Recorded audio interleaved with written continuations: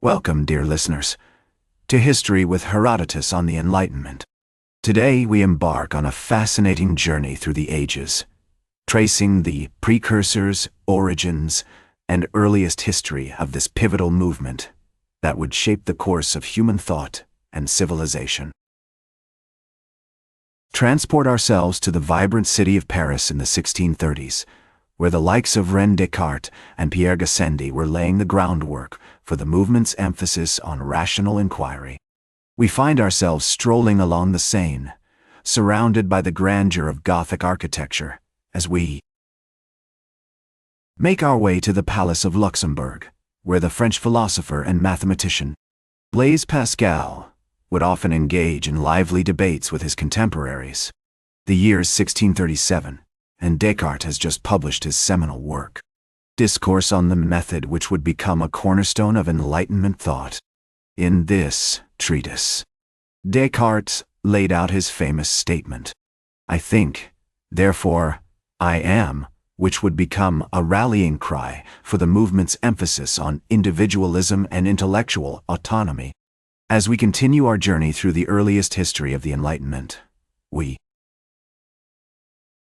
find ourselves in the midst of a vibrant intellectual landscape, where thinkers from diverse backgrounds and disciplines were converging to shape the course of human knowledge. In 1660, the Royal Society was founded in London, providing a platform for scientists and intellectuals to share their ideas and discoveries.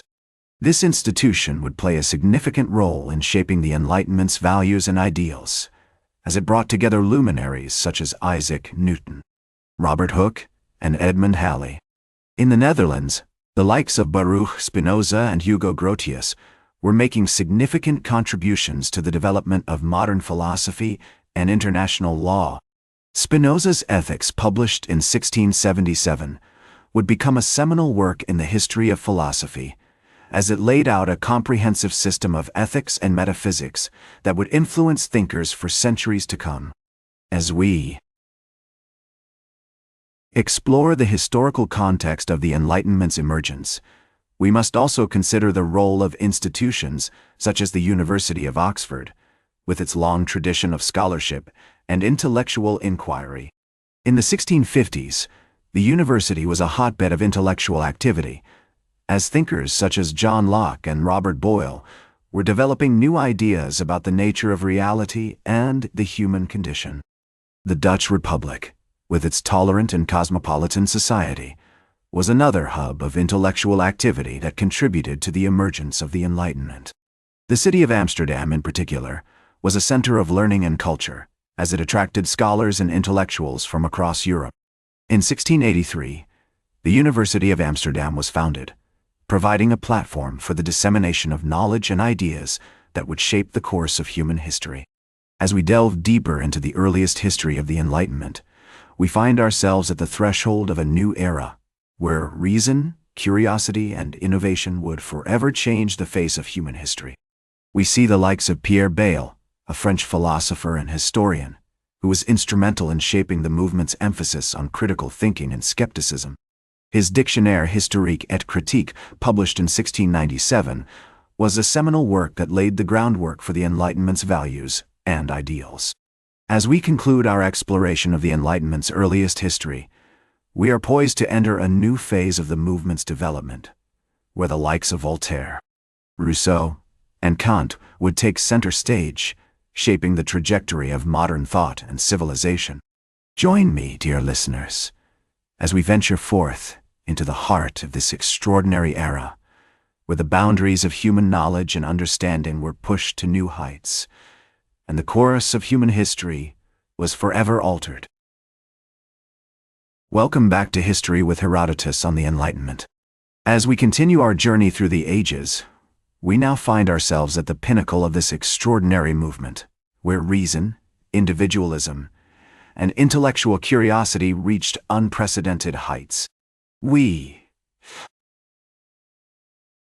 transport ourselves to the vibrant city of Paris in the 1750s, where the likes of Voltaire, Rousseau, and Diderot were leading the charge against traditional authority and championing the cause of reason and intellectual freedom.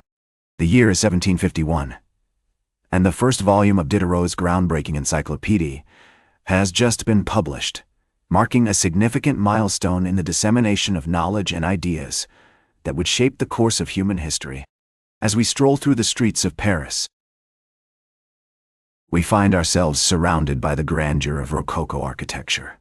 As we make our way to the Salon of Madame Geoffrin, where the crème de la crème of Enlightenment thinkers would gather to engage in lively debates and discussions, we witness the likes of Immanuel Kant, Jean-Jacques Rousseau, and Adam Smith exchanging ideas on politics, philosophy, and economics, laying the groundwork for the modern nation-state and the principles of capitalism. In the midst of this vibrant intellectual landscape, we see the emergence of the concept of the social contract, which would become a cornerstone of Enlightenment thought.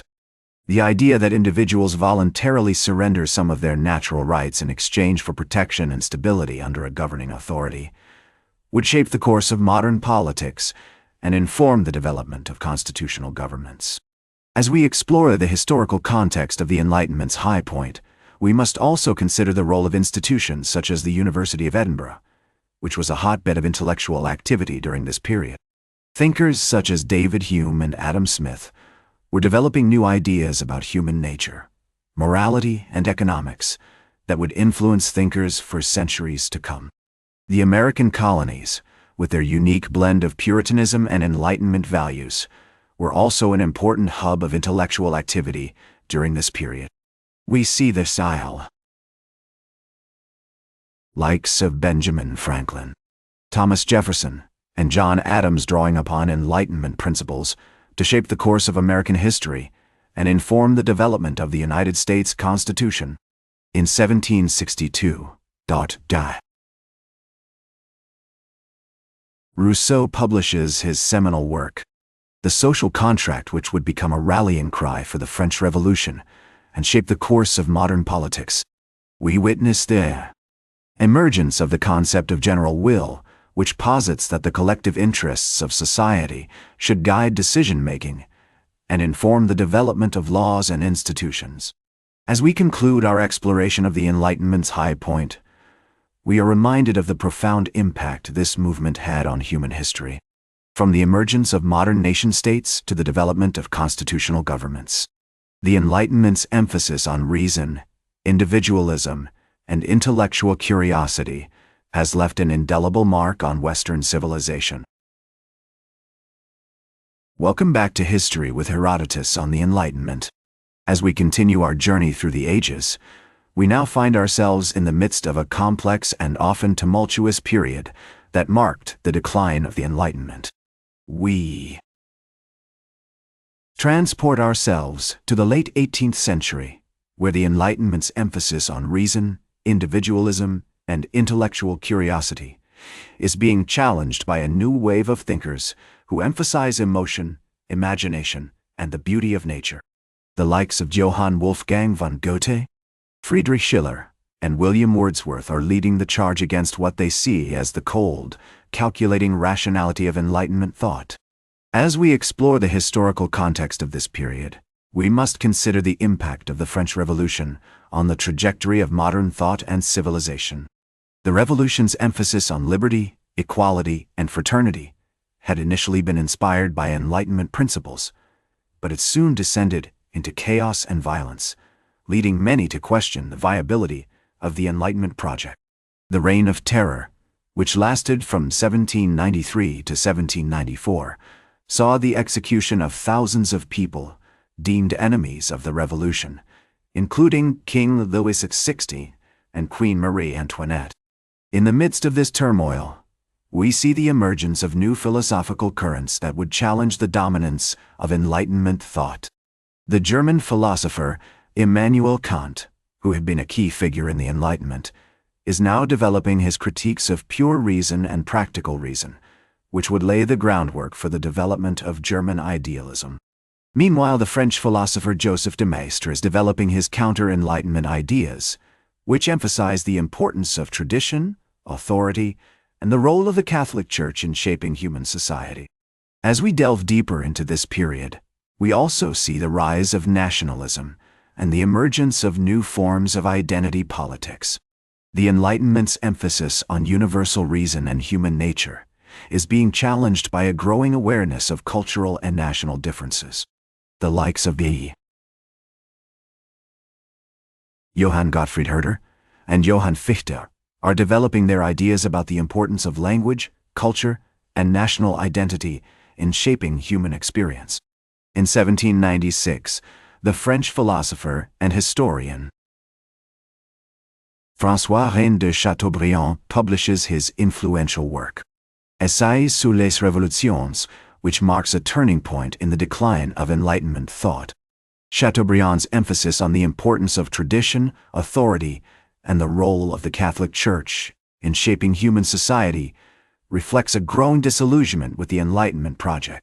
As we conclude our exploration of the decline of the Enlightenment, we are reminded that this movement's legacy is complex and multifaceted.